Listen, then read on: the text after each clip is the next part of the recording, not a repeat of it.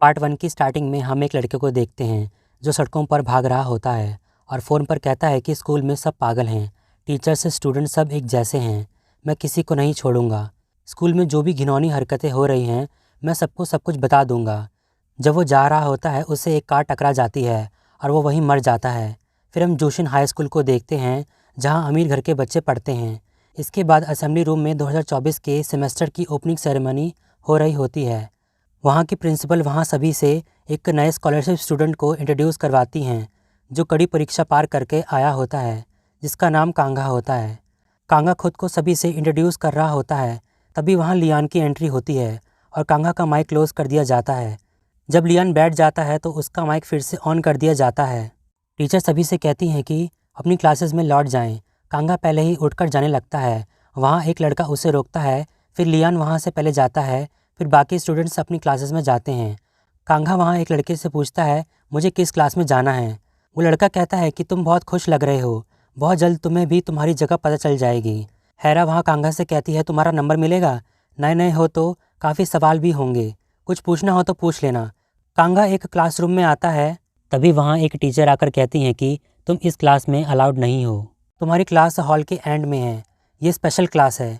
कांगा जब अपनी क्लास में आता है तो उसे कोई भी अच्छे से ट्रीट नहीं करता है।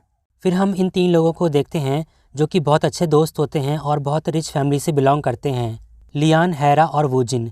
वूजिन को किसी का कॉल आता है तो वो वहाँ से चला जाता है। हैरा लियान से पूछती है वूजिन किसी को डेट कर रहा है क्या। हैरा फिर पूछती है जई से तुम्हारी बात नहीं हो रही है। लियान वहाँ चुप हो जाता है। फिर हैरा उसके पास आती है और उससे कहती है अगर तुम्हारी बन नहीं रही है तो क्या सोचा, जई का खालीपन चाहो तो मैं भर सकती हूँ। लियान उसे खुद से दूर कर देता है और हैरा वहाँ से चली जाती है। जई अमेरिका से वापस कोरिया आ जाती है। हैरा उसे एयरपोर्ट पर पिक करने के लिए आती है। हैरा पूछती है तुम यूएस में 3 महीने से अकेले क्या कर रही थी। जई बताती है कि वहाँ मेरे कज़न्स हैं, उन्हीं के साथ थी।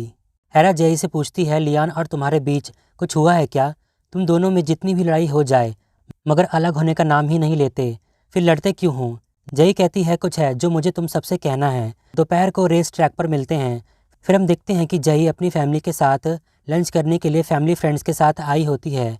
वहाँ लोग जही की बहुत तारीफ़ कर रहे होते हैं। वहाँ कांगा भी होता है जो पियानो प्ले कर रहा होता है। कांगा अपने म्यूज़िक ग्रुप के साथ आया होता है। लंच के बाद जही के डैड उसके पास आते हैं। जही के डैड को उसकी ड्रेस पसंद नहीं आती तो उसके डैड कहते हैं आज के दिन ऐसे कपड़े ठीक नहीं हैं, बेहतर होगा कि तुम अपनी माँ के जैसे तैयार होकर आओ। जही कहती है आप किस माँ की बात कर रहे हैं, सौतेली माँ। ये सुनकर जय के डैड उस पर गुस्सा करते हैं। वो कहते हैं कि जिसने तुम्हें पाला मैं उसकी बात कर रहा हूँ, ना कि वो जिसने तुम्हें पैदा किया। उसके डैड उससे कहते हैं कि तुम्हारी लिपस्टिक का कलर भी चीप है, उस औरत की तरह जिसने तुम्हें जन्म दिया। मुझे मेरी बेटी अपनी तरह ज़्यादा अच्छी लगती है। जय के डैड बहुत ही ज़्यादा टॉक्सिक होते हैं।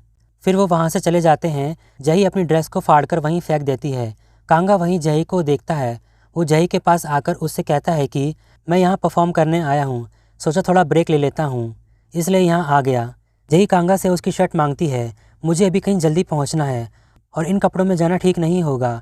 कांगा कहता है मैंने अपनी शर्ट तुम्हें दे दी तो मैं कहीं नहीं जा पाऊँगा। जही वहाँ से जाने लगती है तो कांगा उसे रोककर अपनी शर्ट दे देता है। इसके बाद जही रेसिंग स्पॉट पर पहुँच जाती है। वहाँ सभी होते हैं। फिर वहाँ लियान भी आ जाता है। थोड़ी देर तक जही और लियान एक दूसरे को देखते रहते हैं। जही कहती है मैं लियान को रेस के लिए चैलेंज कर रही हूँ, जीतने वाले की विश पूरी होगी। लियान कहता है अगर मैं जीता तो तुम्हें सब बताना होगा कि तुम ये सब क्यों कर रही हो। रेस स्टार्ट होती है और रेस जही जीत जाती है। जही कहती है मैं जीत गई। फिर वो लियान से कहती है ब्रेकअप कर लेते हैं। लियान कहता है कि तुम मुझे जवाब दो कि ये सब तुम क्यों कर रही हो। जही कहती है कि आज से हम सिर्फ फ्रेंड्स रहेंगे, चैलेंज मैंने जीता है तो प्रॉमिस याद रखना। दिन हैरा जही से पूछती है लियान और तुम्हारे बीच कुछ हुआ है क्या। जही कहती है मुझे उस बारे में बात नहीं करनी। इसके बाद सभी की क्लास स्टार्ट होती है। क्लास के बाद टीचर क्लास प्रेसिडेंट जोवोन से कहती हैं कि तुम क्लास के प्रेसिडेंट हो, उस नए लड़के को गाइड करो ताकि वो थोड़ा घुल मिल जाए, क्योंकि जो हादसा पिछली बार हुआ वो कहीं दोबारा ना हो जाए।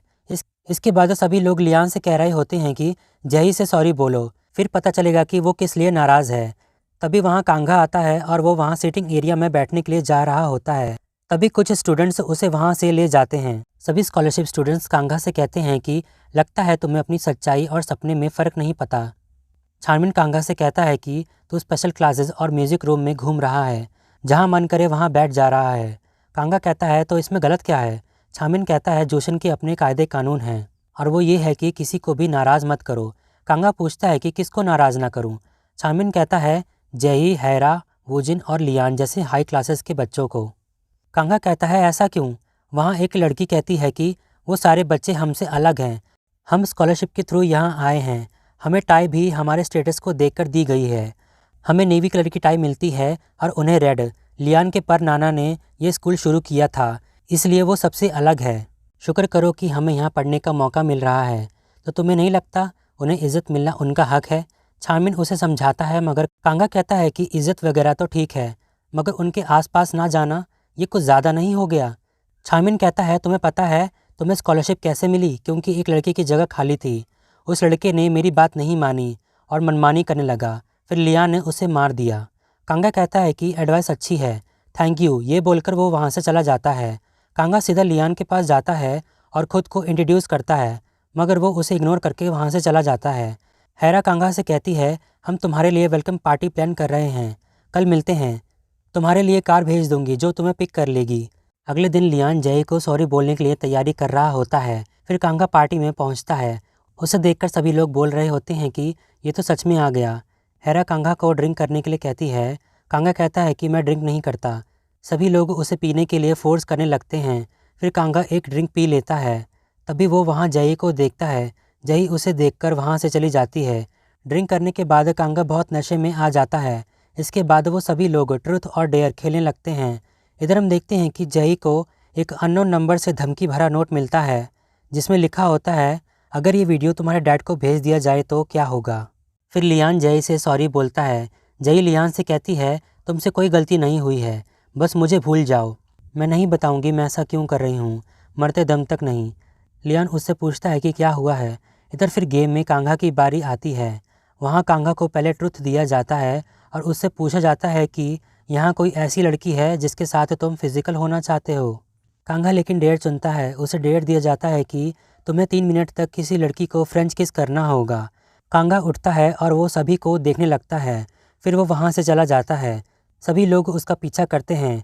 यहाँ हमें ये पता चलता है कि कांगा उस लड़के का भाई है जिसकी कहानी की स्टार्टिंग में डेथ हो गई थी और वो उसके मर्डर को ढूंढने के लिए इस स्कूल में आया है और कांगा उस कातिल को उसकी गलतियों की सज़ा देने के लिए आया है। कांगा जही को जाकर किस कर देता है और जही भी उसे रोकती नहीं है। ये देखकर सभी हैरान रह जाते हैं। इसी के साथ ये पार्ट यहीं पर ही एंड हो जाता है।